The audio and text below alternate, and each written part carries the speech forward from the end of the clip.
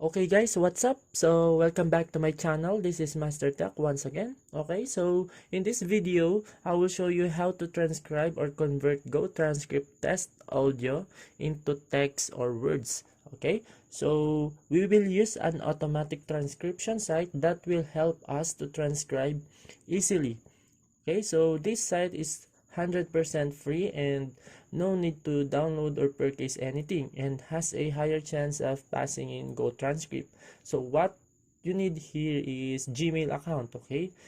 Gmail account. If you don't have any Gmail account, it's just easy to create. Just go to Google, then type Gmail sign up. Okay, so it's just easy to create a Gmail account. Okay, so moving on. So it depends on the audio. If it is clear, of course, there's a chance of getting 99%.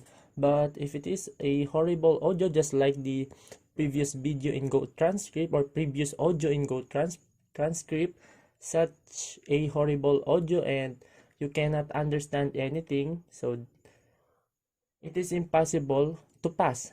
Okay, so but we will use another audio and we will transcribe it using the site that I am talking about. Okay, so let's get started.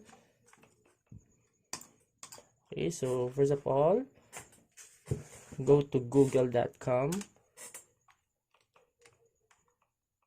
Okay, then type temi.com. Okay, temi.com, temi.com. Then click enter. Okay, so the first one you will see audio to text automatic transcription site, service and application, temi.com. Click the first one.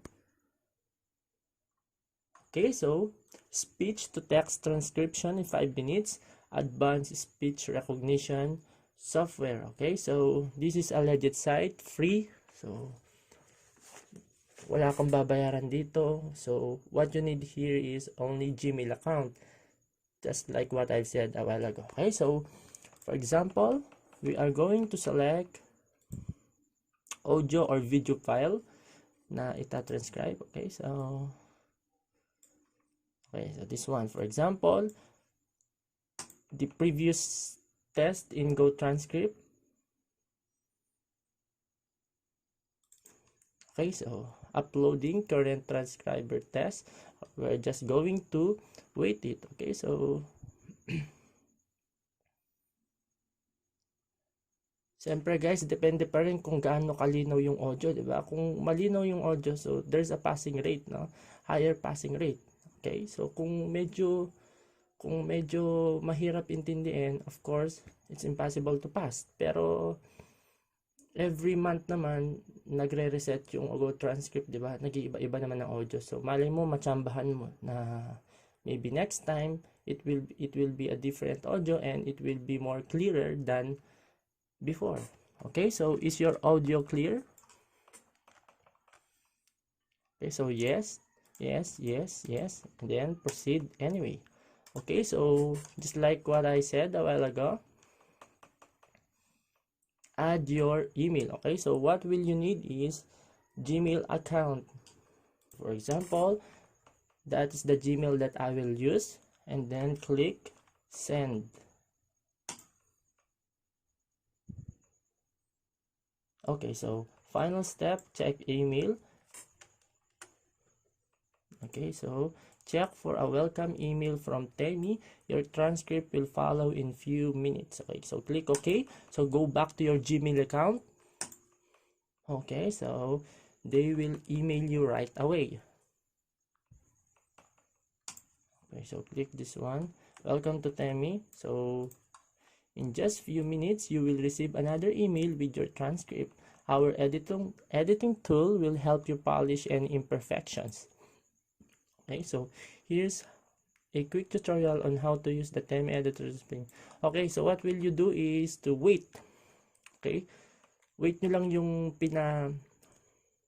pina-transcribe nyo. Okay, so darating din agad-agad yan. Just going to wait a few minutes. Okay, so yun yung maganda dito sa site na ito. So kapag nagamit mo na itong Gmail na ito, hindi mo na pwedeng ulit gamitin. So if you want to transcribe another audio, of course, you will need another Gmail account. Okay, so upon waiting of 3 minutes, they emailed me for the second time, and that email was the transcription test. Okay, so this one, as you can see, your Temi order is ready, so I'm going to open it. Okay, so saying that Temi has transcribed your file. Okay, so click on file name to view and edit transcript. Okay, so view transcript.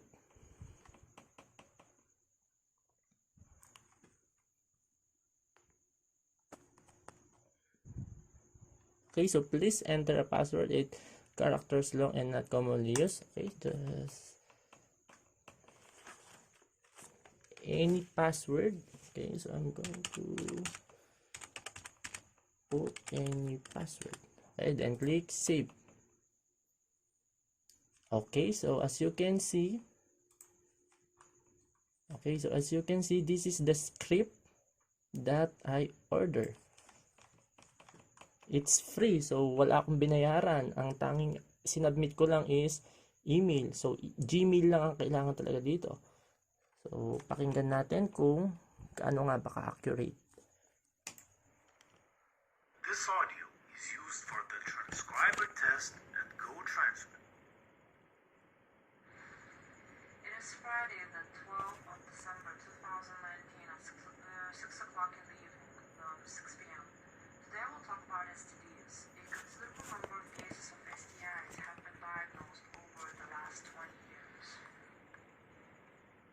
This audio is used for the transcriber test at Go Transcript. Okay, so just like the previous audio in Go Transcript, just like this one, so of course there will be dents, there will be fillers. What will you need to do is to polish everything. Okay, you will polish this script. Okay, just go to transcription guidelines. So according to the guidelines of Go Transcript, okay, you need to edit it with the rules of Go Transcript. Okay, it's just easy to edit because transcription guidelines is there, and you will always find it in Google. Before submitting it to Go Transcript, of course, you need to check everything: grammars, spellings, and that's it. Okay, so I hope this helped you a lot, and if this is helpful to you, don't forget to subscribe on my channel. Okay, and also one more, you can also use this software from the next audio test in Go Transcript. If the next test is clean, then there is a possibility that you will get an accurate script.